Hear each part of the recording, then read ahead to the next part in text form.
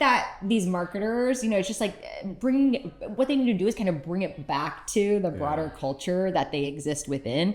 Your customer is the same person 9 to 5 that they are 5 to 9. Totally. It's the exact same human. And so even though you may not be approaching your content like it's the same person, it truly is.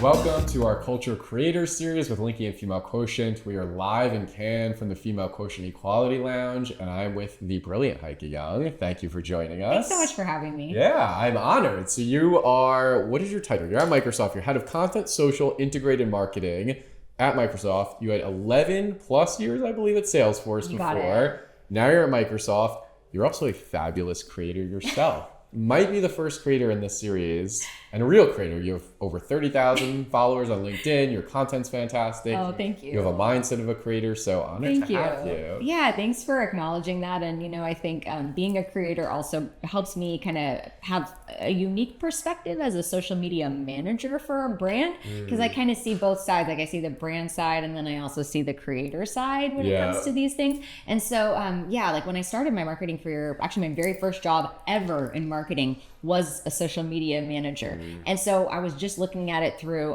what's the audience going to care about from this brand, and how can we create the best content? And I think what I wasn't really thinking about at the time, because I had never been a creator myself, was just like how important, the authenticity of that creator's voice is, and just like that storyline and that connection that they have with the audience that's like so personal. And so as I was thinking about things like partnering with influencers, etc., like I just never had seen it from the inside. And so, I have a different view of that stuff now. That's great. Any big differences? You're newer on the Microsoft side, but any just off the bat where you're seeing differences, or is it fairly consistent in the type of marketing and creators and channels for the two? Oh, good question. Between Salesforce and Microsoft. Yeah, good question. The last few years that I had been at Salesforce, I had really been on the brand side. So Salesforce as the entire brand. Yep. And now I'm part of more of like a brand marketing team for a subset of Microsoft products. Gotcha. So it's not officially a product marketing team, but it's really in service to a specific area of our products, a specific part of the business like that. And so I think that has been a big difference for me, is like trying to really get in touch with like what's the product story, the narrative that we're trying to land around these, and how can we create this universe where we don't want to talk about the product all the time, but we're hitting on these major storylines that really matter to our audience about these products. And that's just like a slightly different scope than when you're doing like brand marketing writ large. At large. I'm curious where this shows up to, because a lot of people think if you're kind of B2B brands, you are primarily LinkedIn and your Twitter. Is that consistent, or are you everywhere? Oh, wonderful question. I'm so glad you asked that. Actually, my last couple years at Salesforce, a lot of people are surprised to find out one of the big things that I was focusing on was actually our YouTube presence. Oh, interesting. And so I think for a lot of B2B brands, YouTube is a really untapped channel where there's a high volume of search queries that aren't really being fulfilled by high quality content. There's a lot of people looking for educational content, content to benefit them in their careers, whatever it might be, in their day-to-day jobs. And they're not always finding a ton of stuff versus if they're searching for information, I don't know, about the latest Taylor Swift music video or whatever it is, right? And so my last couple of years at Salesforce, YouTube was a huge focus for me as a content and social media strategist. Yeah, and, like a placement in long form, or a full tutorial style thing where it's long form and it's all your brand and your software and your experience? Yeah, it was more the latter. It was the Salesforce brand YouTube channel. Yeah. And so what we had been doing previously was sort of this approach where we took like webinars, event content, just uploaded them to YouTube. Some B2B marketers may know this as the parking lot approach to social media content. You kind of have some content and you park it on one of your channels. And what we actually started to do was a more creator inspired approach where we actually began to work with YouTubers. One that we worked with a ton was a wonderful creator named Brian Tong. And we actually hired him to do like Salesforce explainer videos on our channel for us. And so these were longer form, 8, 12, 18 minutes long, very in-depth videos about what is Salesforce, what's a CRM, what's Dreamforce, what's a specific cloud product. And then he would really break these topics down in a way that was easy for our audience to understand, free of jargon, and just kind of cut through the noise. And this type of content, I think I remember one of the first videos we did with him. It was like one of our what is explainer videos. It just blew through our monthly benchmarks in the first couple days. it's also that long tail value, and you get the search value, and it just has so much more than even the initial post and the initial engagement, which I think brands don't always think about with their partnerships. Yes, YouTube has that really long-term value, absolutely. And a lot of those videos, they would really start to get cranking after the first 6 or 8 months. Yeah, it took time. It takes time. Even now with search on TikTok and Instagram, you're finding longer tail value that we may not have found even a year ago. So as search moves more on social, the whole ecosystem's gonna fuel that itself. We have had a lot of conversations about culture at large and how you're a very large company who needs to reach a very large audience, yet we're all in our own corners of the internet these days because of algorithms and our own experiences and our own biases. How do you reach a mass market when inherently the niches are actually where everything's at? It's such a good question. And I think there's a term that I like to use, which is content that moves with the culture. And I was so inspired when I heard you all were calling this, the culture creators, and you were kind of thinking about this term of culture, because I believe that a lot of B2B brands operate in this world where they're regular people when they're outside of work, right? All of the marketers, all of the people who work in sales, they're consumers. They're scrolling TikTok, they're scrolling YouTube, they're consuming content as part of the broader culture every single day, right? And then they come into work and they start to use some business jargon. They start to communicate in a way that they just never would to family or friends, right? And they put on their like B2B hat and suddenly everything becomes, kind of the monocle and top hat that I joke about a little bit in my content.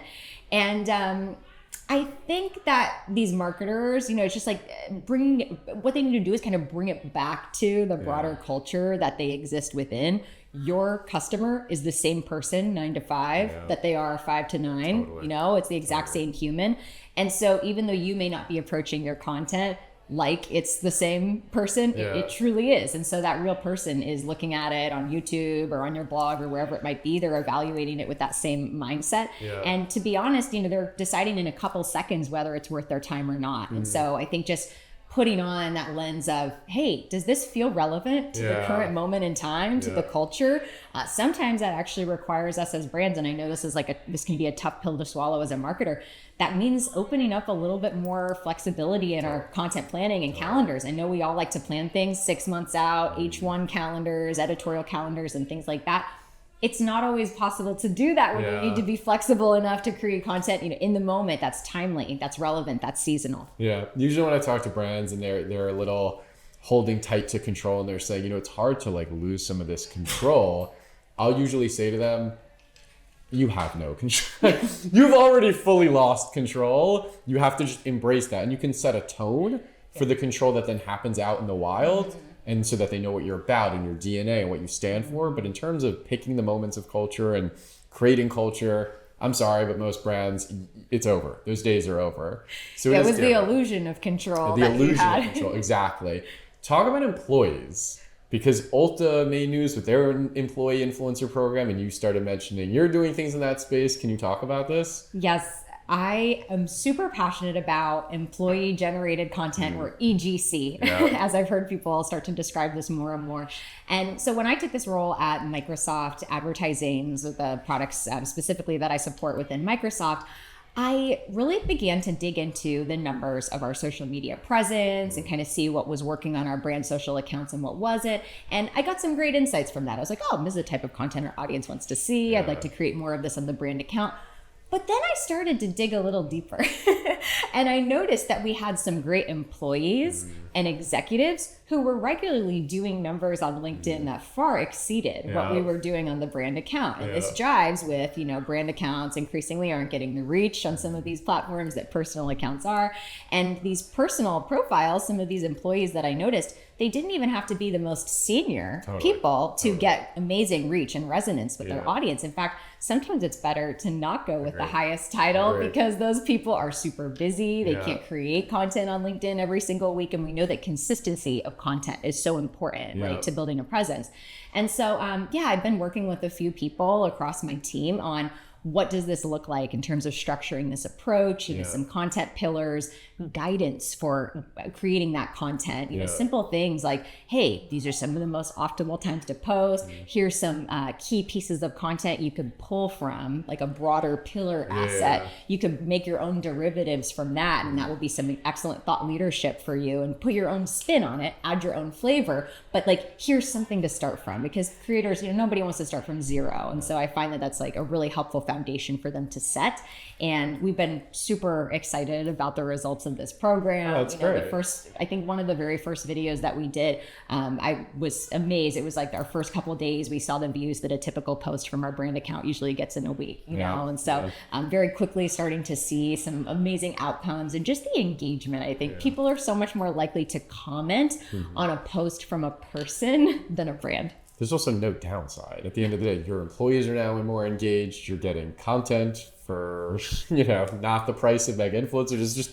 There's not a lot of downside to engaging employees in that way, especially as more and more become influential on these platforms. Yes, and I think in B2B, it's the power of EGC is actually almost, if not greater than, the power of EGC in B2C. You were mentioning Ulta, because the subject matter expertise is so rare. 100%. And so if I'm asking people to talk about these niche advertising topics, there's a handful of people creating content about that on LinkedIn.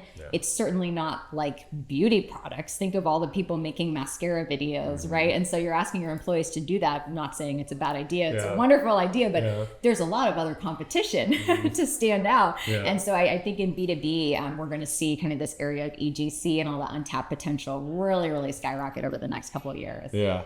What do you find you need to prove to senior leadership to justify investment? We talk to a lot of leaders, and they inherently know influencers that today, the future, and most money should be going in there, but that's not always the reality of the budget split. So has that changed over your tenure, and what do you feel like you need to show to prove value internally? It's a great question. I think one of the best ways to show the value of this type of approach, creator-led, whether they're external or internal creators, I think one of the main benefits to show your company is speed. In this environment, it's like, okay, all reach, all the metrics aside, how quickly can you create a piece of content? Do you need to work with 1 million internal teams to get this off the ground? Or can you have one amazing voice, tell them the brief and get them started, and there's going to be a video next week? I think all of these internal teams were all thinking, how do we move with speed? How do we move with urgency? And I think that is a big, that's a big way to sell this into leadership. That's a great way of thinking about it. Someone the other day was saying that, I forget what the word they used. They said my word of the week here was basically process, but a much better word for process. Her point was like, you need the corporate architecture to be set up, and it's not the sexiest thing to talk about. We want to talk about governance. Her word of the week was governance. In AI, in influencer, like you actually have to spend the time on governance so that you can move that quickly, and then everything else becomes easier. So I love that. Quickly, trend chasing. I feel like that puts it in a negative light, because a lot of brands can actually do this really, really well. Duolingo made their living this way. But where do you sit on the topic of should brands kind of jump into like a lot of the trends that happen on a day-to-day, week-to-week basis? It's going to depend so much on your brand. And I hate to be that marketer. No, you're right. Like, it depends, but it really does depend on your brand, how timeless versus how timely it is, your brand voice and how you talk about these things or don't from your brand. I also think, though, there should always be room to experiment. I think if you plan out your social media calendar so far in advance that you don't have a little bit of that space to test and iterate, I think you're doing your channels and your community a disservice. You should be able to respond to the latest trends or news in your industry. If you're only blasting out and you're not listening for feedback and a trend would be part of that, in my opinion. It's something that's making waves in your community. Then I would take a second look at that strategy and that approach, And I also think as you're looking at trends, it's sort of like, what are we hopping on just for the sake of hopping on it versus what do we actually have value to add to this conversation? I love that. All right, rapid fire. Are we ready for rapid fire? I'm ready. Yeah, I have no idea what these questions are going to be. So Number 1, what does your For You feed look like? So if I steal your phone right now and I jump on TikTok or Instagram, what type of content am I going to see? Oh, man. So right now, one of the big things on my FYP on TikTok is all about curly hairstyles because I knew I'd be coming to this very humid environment here in the south of France. So it's all these videos about like humidity, frizz, hair. Okay. What are you doing then? How do you keep the hair intact, man? What's the secret? You gotta like put products in the hair while it's super wet. Okay. There you go. We're learning things. Number 2, if you were a creator not doing the content you're doing now, like take yourself out of the business world, out of the corporate content, just fun, what would your content style be? On LinkedIn, I do a lot of this kind of like B2B content marketing, career advice type of approach. But on TikTok, I have been experimenting a little bit with sort of like corporate mom content, like moms with a high intensity job. And I've been doing a little sprinkling of that, and it's really fun. And I would probably do more of that if I had more hours in the day. I think that would be a very successful content angle, to be honest. Thank I think you. You would do very well there. Okay, I'll try to carve out a little more time for it as a busy mom. There's Exactly. so much time. Yeah. All right, last one. What advice would you give to someone starting their career in marketing right now? I think for somebody starting a career in marketing right now, the advice that I would give would be to be a broad generalist.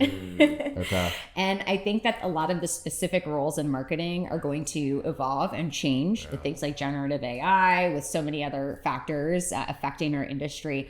I would try to really learn a lot about many different areas of marketing, and not that you're a jack of all trades, master of none, but really that you learn about many different areas so you can collaborate better with those areas. And just as the pace of change accelerates, you have different skills to flex into. And I've kind of looked at it for myself. I kind of try to treat my career like Madonna. I'm always reinventing myself. I did a lot of social media marketing for a while. I was doing a lot of content marketing for a while. Now I even have a role that has an integrated campaigns focus. And so I'm always trying to kind of mix and match these things together with brand marketing and with brand strategy at the center. So that's kind of what I would recommend if you're brand new. Like don't feel the need to pigeonhole yourself into just one thing for years and years. Well, now I have to ask a follow-up. You work at one of the largest AI companies as well.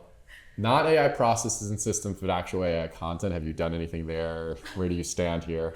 I think that for AI, do you know Finn McKenty? No. Oh, he's an awesome LinkedIn creator. Okay. He posted this meme the other day, and it was about AI content, and it was like a glass half empty and a glass half full approach, right? And like one side was like mad. It was like, anyone can create anything now. And then the other side was, anyone can create anything. And so I think about these tools as just empowering people to maybe move faster, have brainstorming partners, but the substance of the idea was always what mattered. And that's what still matters today. Yeah, I know, it's weird. I would have told my daughters to go do engineering in school a few years ago, and now I'm almost back to do history and psychology. Yes, do English literature. That was my major.